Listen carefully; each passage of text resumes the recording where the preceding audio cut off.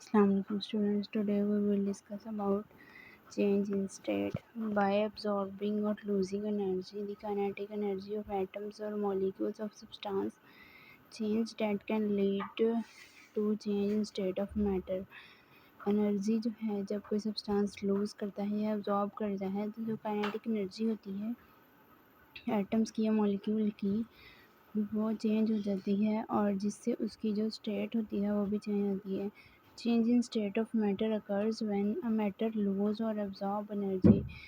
Change in state of matter यानी कि matter की हालत में जो चेंज आता है वो तब आता है जब मैटर एनर्जी लूज़ करता है या एब्जॉर्ब करता है। Change in state of substance when a substance absorb energy When a substance absorbs energy, the atom and molecules move more rapidly. जब कोई सब्सटेंस एनर्जी एब्जॉर्ब करता है जो एटम और मॉलिक्यूल्स होते हैं वो तेज़ी से मूव करते हैं and they need more space and separation between atoms और मॉलिक्यूल्स। तो मॉलिक्यूल्स को ज़्यादा स्पेस चाहिए होती है ताकि वो मूव कर सकें।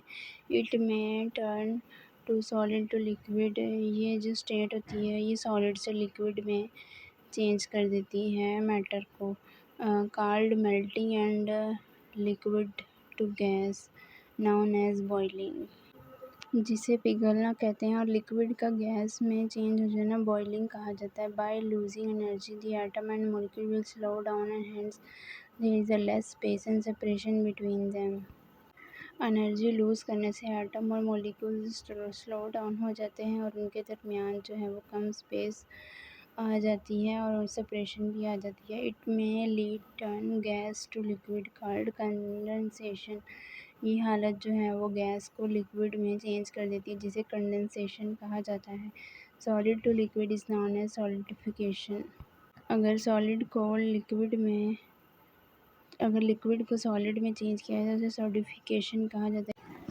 Keep in mind that intermolecular forces are strongest in liquid due to least separation and weakened in gases, as the molecules are far apart as compared to liquid and solid. Solid में जो intermolecular forces होती हैं वो strong होती हैं as compare to gases में week होती हैं।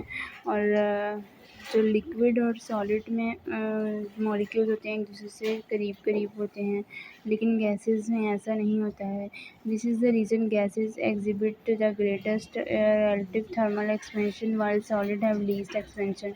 अगर गैसेस को गर्म किया जाए तो उसका थर्मल एक्सपेंशन या फैलाव ज़्यादा होगा एज़ कम्पेयर टू सॉलिड और लिक्विड के, क्योंकि सॉलिड और लिक्विड में जो मॉलिक्यूल्स होते हैं एक दूसरे से करीब करीब होते हैं, इतने दूर नहीं होते, जबकि गैस में जो मॉलिक्यूल होते हैं एक दूसरे से बहुत ज़्यादा दूर होते हैं। जब उनको हीट किया जाता है तो वो ईज़िली थर्मल एक्सपैंड कर जाते हैं।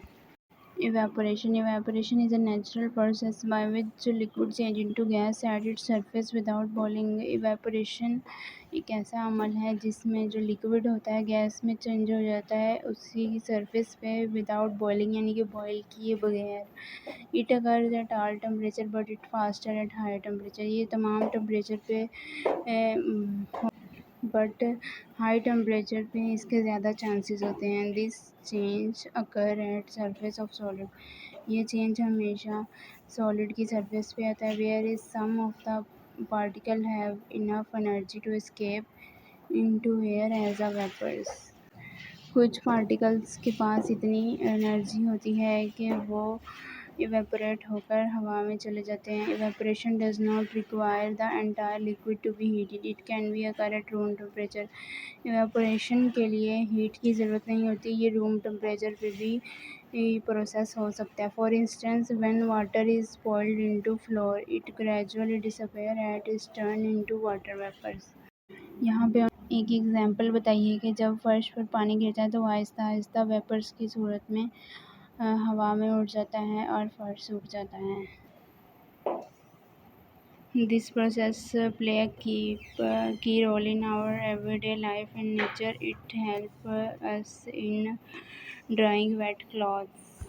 ये प्रोसेस डेली लाइफ में भी बहुत हेल्पफुल है। ये हमारी रोज़मर्रा ज़िंदगी में जब हम गीले कपड़ों को धूप में सुखाने के लिए डालते हैं तो वो कुछ देर बाद बिल्कुल ड्राई हो जाते हैं। तो ये इवेपोरेशन का प्रोसेस होता है जिसके थ्रू जो वेट क्लॉथ्स होते हैं वो ड्राई हो जाते हैं। And cooling our bodies through sweating. Several key factors influences how quickly or slowly take this place.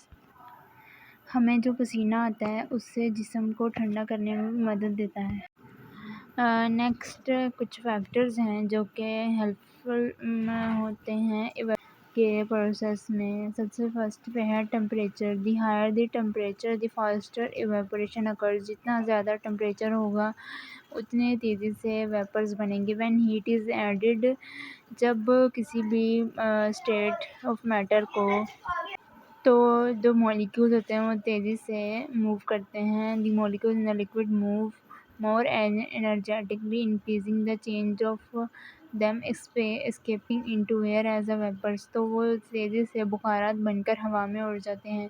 Second is surface area. A large surface area allow more liquid to be exposed to the air which speed up the evaporation. जितना बड़ा surface area होगा liquid उतने ही जल्दी evaporate होगा। For example water in wide swallow dish will be evaporate quickly the same amount into narrow container। एक ज़्यादा space वाला बर्तन है और एक कम स्पेस वाला बर्तन है, दोनों में पानी जो है वो बिल्कुल इक्वली हीट अप किया जा रहा है, बट जो ज़्यादा खुला बर्तन है उसमें जो पानी है वो ज़्यादा जल्दी इवेपोरेट हो रहा है। The third one is air movement, wind speed. Wind और air movement help to carry away of vapour molecules from the surface of the liquid. यहाँ पे उन्होंने ये बताया है कि हवा या फिर हवा की जो मूवमेंट होती है वो हेल्प करती है किसी भी सरफेस पे जो लिक्विड होता है, लिक्विड की सरफेस पे मॉलिक्यूल्स को एवेपोरेट होने में। This prevention saturation of the air above the liquid and allow more molecules to evaporate. जब पानी या फिर कोई भी लिक्विड भाप बनकर उड़ता है तो उसके इर्द गिर्द हवा में नमी पैदा हो जाती है। अगर वो हवा पूरी तरह नमी से भर जाए तो वो पानी का मज़ीद भाप बनना जो है वो रुक जाता है। अगर पंखा चल रहा हो तो जो हवा में नमी होती है वो उसको हटा देता है और वहाँ उस खुश्की ले आता है। The number 4 is humidity of surrounding air.